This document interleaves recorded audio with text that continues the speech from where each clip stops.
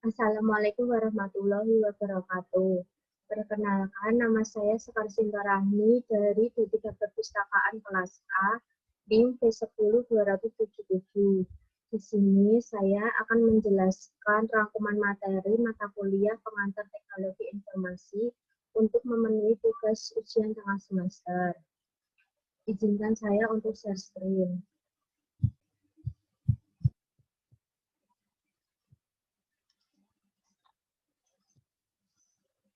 Rangkuman pengantar teknologi informasi. Pertemuan 1. Definisi teknologi informasi. Pada pertemuan pertama, dijelaskan tentang definisi teknologi informasi. Teknologi informasi adalah segala bentuk teknologi yang diterapkan untuk memproses dan mengirimkan data dalam bentuk elektronis, menurut Lukas tahun 2000. Teknologi informasi mencakup perangkat keras dan perangkat lunak untuk melaksanakan satu atau sejumlah tugas pemrosesan data, atau menangkap, mentransmisikan, menyimpan, mengambil, memanipulasi, atau menampilkan data, menurut Alter tahun 1992. Contoh teknologi informasi misalnya laptop, smartphone, komputer, televisi. Pertemuan 2. Peranan dan fungsi teknologi informasi. Pada pertemuan kedua, dijelaskan kembali mengenai definisi teknologi informasi. Teknologi informasi adalah segala bentuk teknologi, baik perangkat keras atau perangkat lunak, yang diterapkan untuk memproses atau menangkap, menyimpan, mengambil, memanipulasi, menampilkan, dan mentransmisikan data secara elektronik. Teknologi informasi juga mencakup teknologi komunikasi. Teknologi informasi bertujuan memecahkan masalah, membuka kreativitas, efisiensi, dan efektivitas. Peran teknologi informasi. Menggantikan peran manusia atau otomasi. Membuat yang manual menjadi otomatis. Restrukturisasi peran manusia. Dengan melakukan perubahan-perubahan terhadap sekumpulan tugas atau proses. Memperkuat peran manusia, mengakses sumber informasi yang akurat sehingga yakin dengan pilihan kita. Karakteristik teknologi informasi. Mampu menyediakan informasi, siklus inovasi yang cepat, cenderung mengarahkan masyarakat menjadi individualis karena kemudahan yang ditawarkan. Perkembangan dan sejarah teknologi informasi. 8.000 tahun sebelum Masehi, 1.700 sebelum Masehi. 1. Manusia mulai menetap dan tidak nomaden. 2. Ditemukan dan diterapkannya cara bercocok tanam. 1.700 tahun sebelum Masehi, 1970. 1. Dikembangkan mesin pengganti tenaga manusia dan hewan. 2. Berkembangnya sektor kehidupan baru, bisnis, transportasi, dan pendidikan. 1979 sampai 2000. 1. Penggunaan renewable energy. 2. Proses produksi massal. 3. Kecenderungan konsumen juga sekaligus menjadi produsen dan sebaliknya. 4. Teknologi komunikasi dan transportasi mendorong deurbanisasi. Ruang lingkup teknologi informasi. 1. Teknologi masukan atau input teknologi. 2. Teknologi keluaran atau output teknologi. 3. Teknologi perangkat lunak atau software teknologi. 4. Teknologi penyimpan atau storage teknologi. 5. Teknologi komunikasi atau communication teknologi. 6. Mesin pemproses atau processing machine atau CPU. Sektor yang terdampak. Pendidikan atau e-learning sebagai media pembelajaran daring atau online. 2. Sebagai media belajar online dengan cakupan yang lebih luas sebagai pengganti buku dan digantikan dengan teknologi buku elektronik. Pemerintah atau e-government. 1. Membantu menyalurkan aspirasi masyarakat. 2. Menyajikan data akurat untuk pengambilan kebijakan. Keuangan atau e-banking. Hemat waktu karena untuk melakukan aktivitas perbankan cukup menggunakan PC, laptop, atau smartphone yang telah terkoneksi dengan jaringan internet. 2. Transaksi real time online karena dilakukan kapanpun dan dimanapun melalui jaringan internet. Perdagangan atau e-commerce. Biaya lebih rendah, 2, ketersediaan barang selama 24 jam, 3, bisa menjual sampai ke luar negeri, 4, mengembangkan bisnis. Pertemuan 3, penugasan menyusun artikel ilmiah. Pada pertemuan ketiga, mahasiswa menyusun artikel ilmiah dengan tema keterlibatan teknologi informasi dalam perpustakaan di era pandemi. Di dalam artikel ilmiah yang saya buat, saya membahas mengenai penggunaan teknologi informasi dalam perkembangan perpustakaan di era pandemi. Perkembangan teknologi informasi sangat berpengaruh pesat terhadap perkembangan perpustakaan, apalagi di era pandemi saat ini, orang-orang malas keluar rumah untuk melihat informasi sekitar. Sehingga perpustakaan merupakan sumber informasi yang banyak dibutuhkan oleh masyarakat, sehingga informasi tersebut harus selalu up-to-date. Selain itu, pengolahan perpustakaan yang dulunya manual, sekarang berbasis teknologi. Dengan begitu, perpustakaan memiliki tantangan untuk terus mengikuti perkembangan zaman agar dapat mengakses informasi yang lebih dalam dengan kesatuan bentuk yang lebih luas. Penerapan teknologi informasi seperti website online perpustakaan dapat menjadi solusi di era pandemi agar perpustakaan tidak kehilangan peran dan fungsinya sebagai penyebar luasan dan pemenuhan informasi pengguna. Pengguna yang biasanya mendatangi perpustakaan untuk mencari informasi, ini dapat menemukan informasi dengan mengakses website online perpustakaan melalui perangkat elektronik masing-masing, kapan saja dan di mana saja walaupun hanya berada di rumah. Pertemuan 3, bentuk baru teknologi informasi atau media baru. Pada pertemuan keempat membahas tentang media baru. Media adalah kumpulan medium atau saluran atau perantara untuk menampung sesuatu yang lebih luas. Arti media baru terbentuk dari perkawinan atau gabungan dari teknologi dan medium yang menghasilkan bentuk untuk menyelesaikan suatu masalah. Contoh media baru adalah drone, self-driving car, atau mobil berteknologi tinggi, uang digital. Karakteristik, transformasi digital. Media digital lebih modern yang mengubah data menjadi angka tanpa perlu mengubahnya terlebih dahulu. Misalnya gambar, teks, suara, dan teks. Kegunaan digital digunakan untuk mempermudah dan mempercepat dalam menyelesaikan pekerjaan. Hypertext, mengakses newspaper online di bawahnya ada topik pembahasan. Interaktif video conference, timbal balik, bisa bertanya dan bisa menjawab. Simulasi, merepresentasikan atau mensimulasikan yang sama persis. Virtual, memandang secara virtual, tidak secara langsung. Jaringan, berarti di dalam media baru internet terdapat beberapa jaringan yang saling menguatkan untuk mempermudah orang untuk menemukan dan menggunakan internet dalam mencari informasi. Manfaat media baru. Dengan adanya media baru akan mempermudah mereka dalam mengakses informasi yang akan mereka cari. Selain itu, penggunaan media baru mempermudah mereka dalam mendapatkan e-book atau jurnal online. Media baru sangat membantu seseorang dalam menyelesaikan pekerjaan secara cepat. Adanya media surat elektronik maka akan mempermudah seseorang dalam bertukar informasi tanpa harus bertatap muka terlebih dahulu. 3, kemunculan media baru juga dibarengi dengan kemunculan jejaring sosial yang dapat menghubungkan satu individu dengan individu lainnya atau relasi. Walaupun mereka tidak berada dalam satu lokasi yang sama. Contohnya Facebook, Twitter, Instagram, WhatsApp, dan lain sebagainya.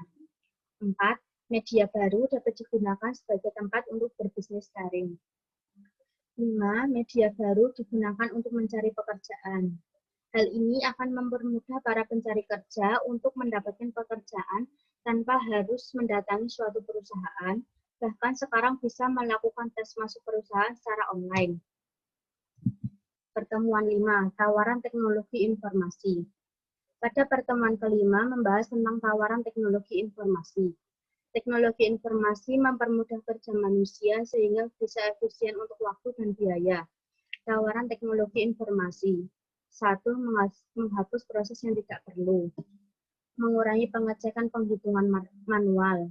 Otomasi perpustakaan menawarkan pemotongan yang tidak perlu.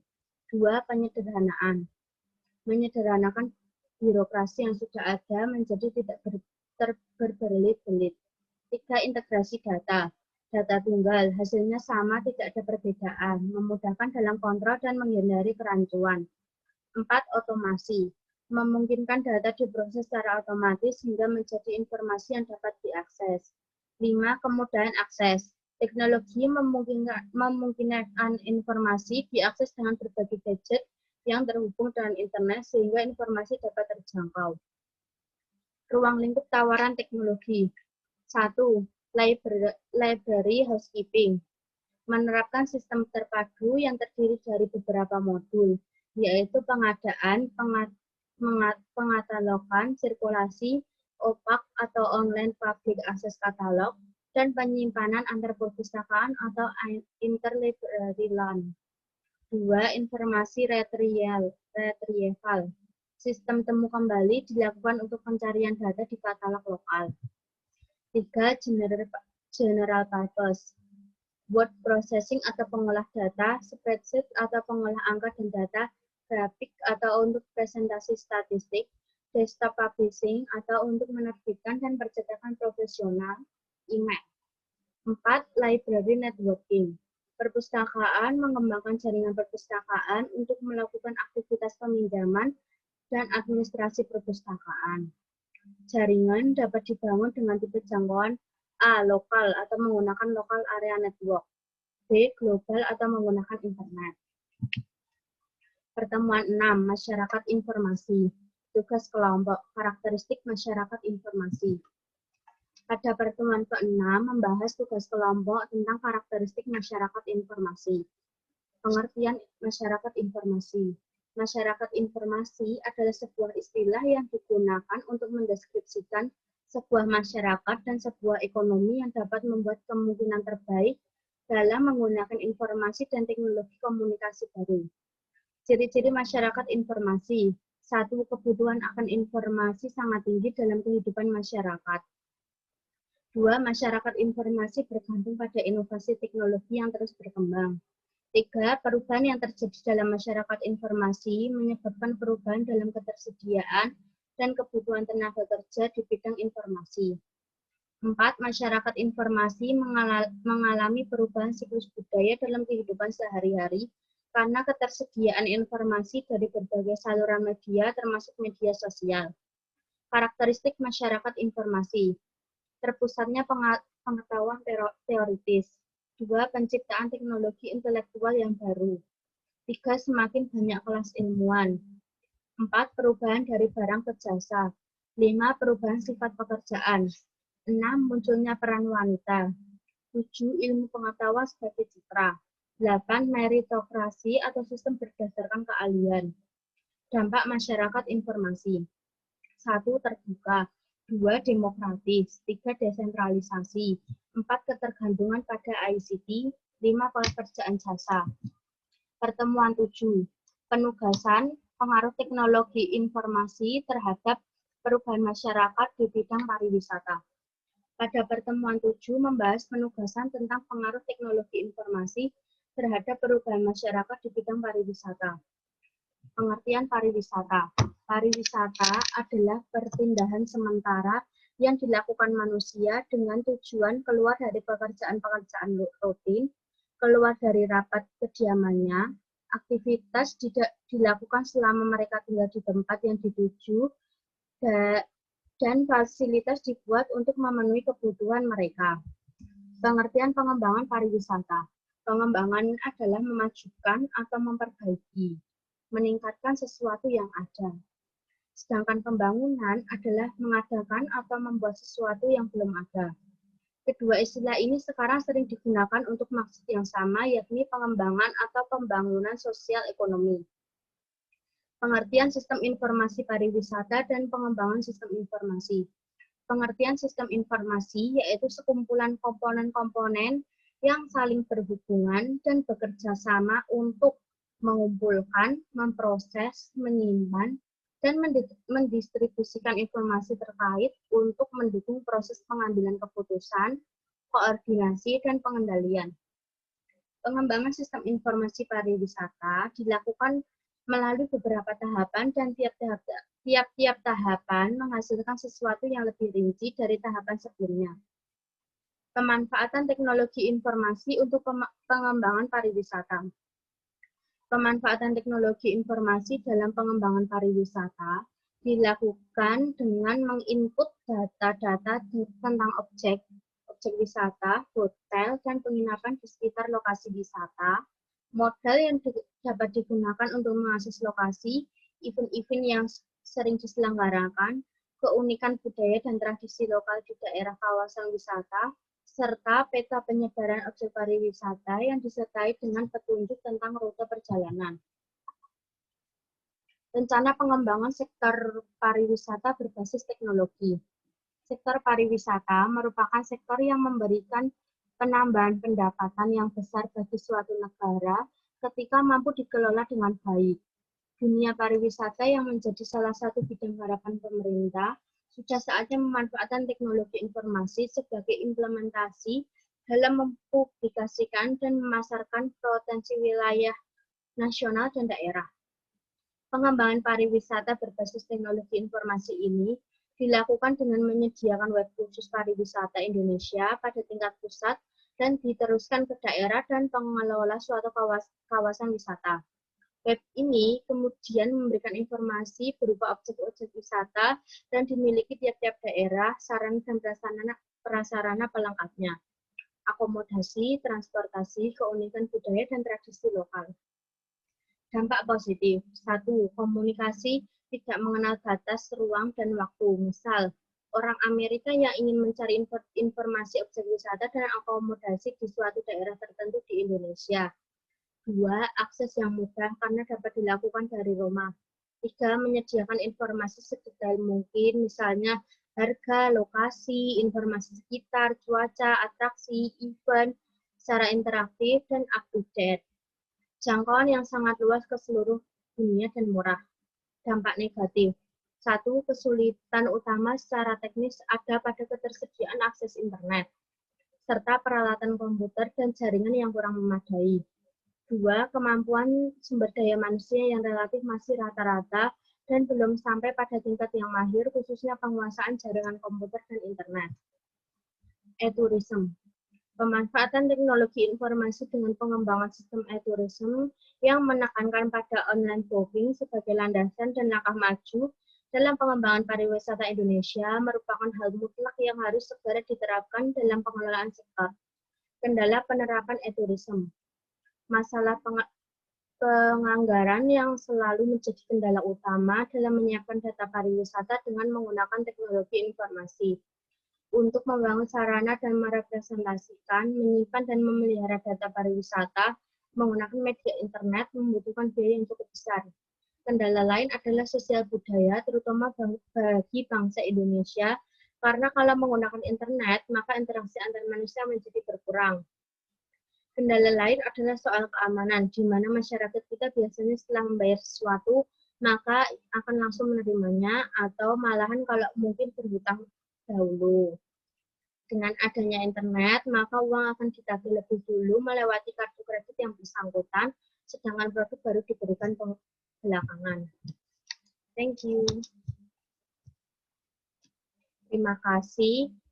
Apabila ada salah kata, saya mohon maaf. Wassalamualaikum warahmatullahi wabarakatuh.